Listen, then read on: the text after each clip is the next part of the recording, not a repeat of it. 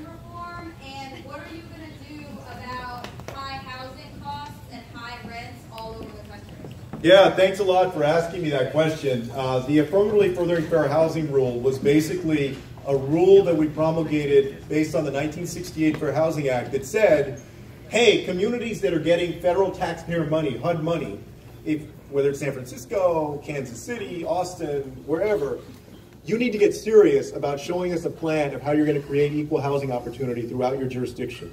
We saw it as a way to making sure that opportunity was well spread throughout different communities. And we also, frankly, saw it as a way to continue to desegregate our communities and to help protect housing opportunities in different communities. And one of the things that I'm going to be talking about and releasing a plan for in this campaign is how we create more affordable housing opportunity for the middle class and for poor people. Not only the middle class, but people who are poor in this country, who have the worst time trying to afford housing.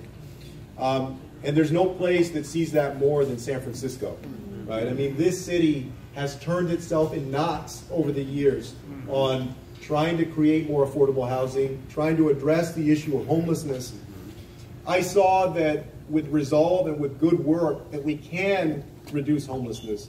In 2010, President Obama released something called Opening Doors, which was a groundbreaking blueprint on homelessness because it said, we're not just going to reduce homelessness, we're going to end it, starting with veteran homelessness. And by working with mayors and governors and housing authorities, getting resources from Congress, in other words, Washington worked the way that it's supposed to, we saw a 47% reduction between 2010 and 2016 on veteran homelessness.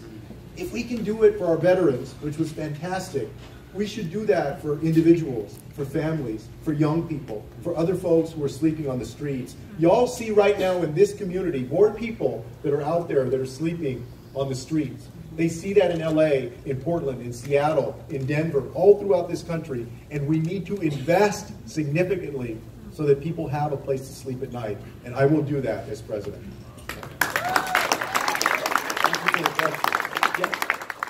First of all, thank you.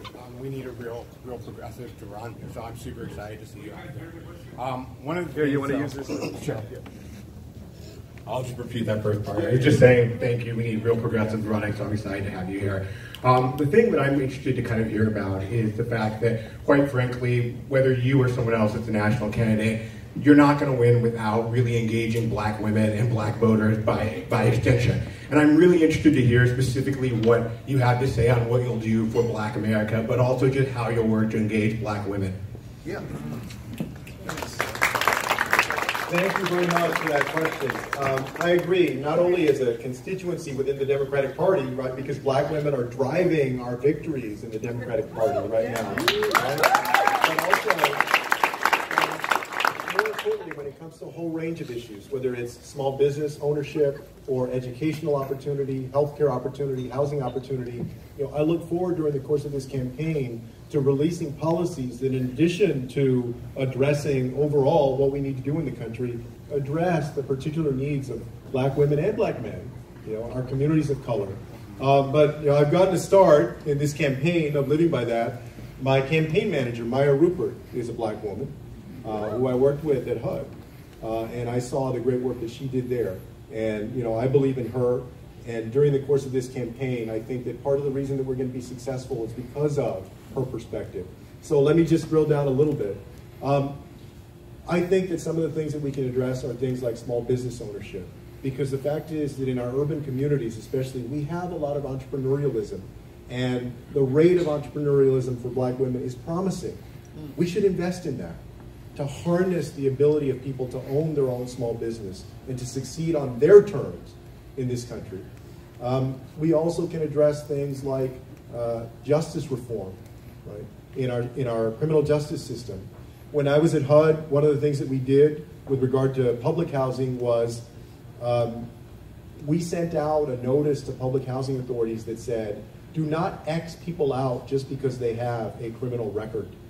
Right? Give them an effective second chance at getting public housing or at a number of other things. The Obama administration worked a lot on ban the box for employers, right? That disproportionately impacts especially black men and black women. And during the course of this campaign, I'm going to advocate for those kinds of policies that I think are both positive, like small business ownership, and also the work that we have to do to ameliorate the fact that we've had over-incarceration of men and women of color. One of the things I'm sensitive to, though, that people have brought up is that, you know, when we talk about things like criminal justice reform, folks say, well, why are you just focused on the bad, right? It's not just about the bad, but the fact is that a lot of people in this country have gotten a raw deal because of the color of their skin. And now we need to go and fix that. At the same time, I believe in the potential of people, you know, in their skills, in their dreams, in their ability to excel. And that's why I think we need to focus on things like small business ownership and entrepreneurialism and also educational opportunity. So I'm going to be doing that during the course of the campaign. Thank you. Yeah. Go ahead. I think there's a fellow San Antonian. Yeah, same neighborhood. But so over the past decade, we've definitely experienced the impact. Oh yeah, here you go. So over the past decade, we've been experiencing the effects of our climate crisis. And I know Texas is a big oil state, and the Green New Deal is a very amazing next step. But when you're president, what would be your first step in confronting and approaching these issues? And that goes with coastal protections and greenhouse gases, and even the animal manufacturing industry is the #1 contributor to greenhouse gases. So I'm just interested in what your first step would be, and what are your priorities? Yeah, thanks a lot. Thank you very much for the question. I mean, literally on the first day, my first step will be to recommit us to the Paris Climate Accord, right? That is just a first step, but I think that that's more than symbolic, because it says to the country and to the world, no, we're going in the positive direction. We need to lead on this as a country, because if we don't, you know, not only are we going to lose out economically over time, but it lets people off the hook around the world if the United States doesn't lead on this. When I was HUD Secretary, one of the things that we did was this National Disaster Resilience Competition, which basically, after there's a natural disaster somewhere, the way that the disaster recovery usually works is that you build up the same way that it was before, right? This competition was basically a process through which communities could compete to make proposals to rebuild in a sustainable way, to combine infrastructure with sustainability. And you know, that taught me a lot, because I think what we need to do on a national level is to incentivize with resources communities to do just that, not only after a natural disaster as they rebuild, but all the time. Right? And so my first priority would be getting resources to state and local governments so that they can do that. When they build out their infrastructure, when they take steps to reduce carbon emissions in their community. When local utilities, when I was the mayor, I sat on the board of CPS Energy, which was a local utility, and we started making our move during that time away from our coal-fired plants to solar energy and other types of renewable energy. When they make their decisions about the mix of energy that they're going to support there, I think that they need to be encouraged and incentivized from Washington to do a better job. So that's going to be a priority for me. And also, I think that there are many industries right now that reflexively oppose efforts at sustainability. We need to go and make the case to those industries of how they can win too, because they can, right? And the fact is if they don't adapt, then I think that they're going to lose out in the end.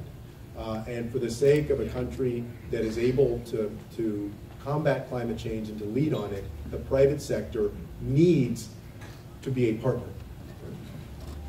Yeah. Yeah, see. Yeah. Here you go.